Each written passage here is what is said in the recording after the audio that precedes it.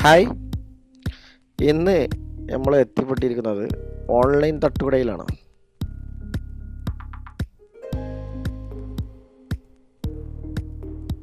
Online തട്ടുകട ഇതാണ് ഇതാണ് ആ സ്പെഷ്യൽ വിഭവം, പുട്ട് ബിരിയാണി. ഇത് ബീഫ്, ചിക്കന്, ബോട്ടി എന്നിവയിലൊക്കെ ലഭിക്കും. ഏതായാലും ഞങ്ങൾ 2 പേരുണ്ടായിരുന്നു. ഞങ്ങൾ ഒരു ബീഫും ഒരു ചിക്കനും ഓർഡർ ചെയ്തു. അപ്പോൾ അതെങ്ങനെ തയ്യാറാക്കുന്നതെന്നൊരു വീഡിയോ എടുത്തതാണ്. ആദ്യം കുറച്ച് ചിക്കൻ ഇട്ടു, അതിലോട്ട് കുറച്ച് മസാല ഇട്ടു, ഒന്ന് അവരുടെ പാനിലിട്ട് ഒന്ന് ചൂടാക്കി. അതിന് ശേഷം അത് ഒരു 2 പ്ലേറ്റിലോട്ട് സെപ്പറേറ്റ് 2 പ്ലേറ്റിലോട്ട് മാറ്റി വെച്ചിട്ടുണ്ട്. ഇനി അതേ പാനിൽ തന്നെ അതിലേക്ക് സ്പെഷ്യൽ മസാല ഇടുന്നുണ്ട്. എന്താണ് അതിലെ കൂട്ടെന്ന് പറഞ്ഞ് ചോദിച്ചപ്പോൾ കുക്ക് ചെറിയാണ്, ഒന്നും പറയുന്നില്ല.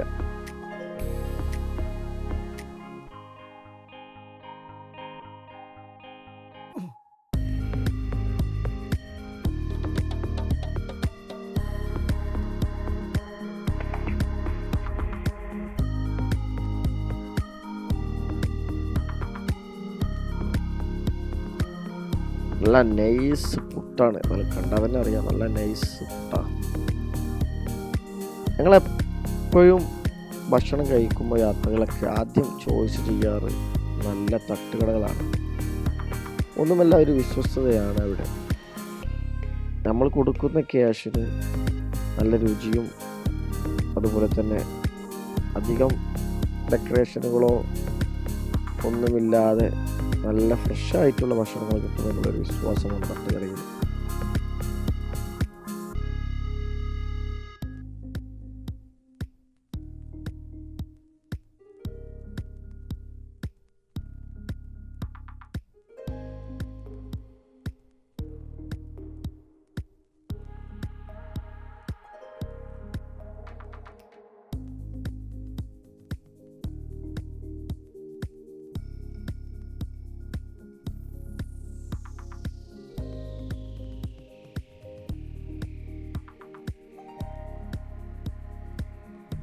ഇനി ഞാൻ പറഞ്ഞല്ലോ, മാറ്റി വെച്ച പാത്രം, അതിലേക്ക് ചിക്കൻ്റെ മുകളിലേക്ക് ആ മിക്സ് ചെയ്ത പുട്ട്, മസാലയൊക്കെ ഇട്ട് മിക്സ് ചെയ്ത പുട്ട് അതിൻ്റെ മുകളിലോട്ട് ഇട്ട് നല്ലോണം 2 പാത്രത്തിലോട്ടും അവർ പാതിയായിട്ട് ഇട്ടിട്ടുണ്ട്.